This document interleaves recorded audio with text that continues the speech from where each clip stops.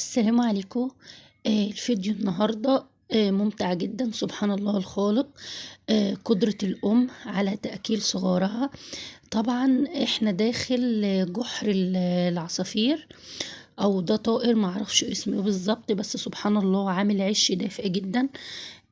كان بايض فيه 5 بيضات، وطبعا هو مع الذكر بيبدلوا. سبحان الله الطيور فاتحة بقها بيطلع بره ويبدل مع الذكر زي ما انتوا شايفين، وبيجيب اكل للطيور. حركة مستمرة للنهار. سبحان الله. طريقة اكل العصافير وهم صغيرين كده هي مش سهلة جدا طبعا، اللي هو يطلع بره ويجيب الاكل للطيور، ولازم ياكل الاكل ويرجعه في حصلته الاول زيه زي الحمام بالظبط. والمنظر اللي انتوا شايفينه ده هو بيجيب ورق شجر بيأكله العصافير.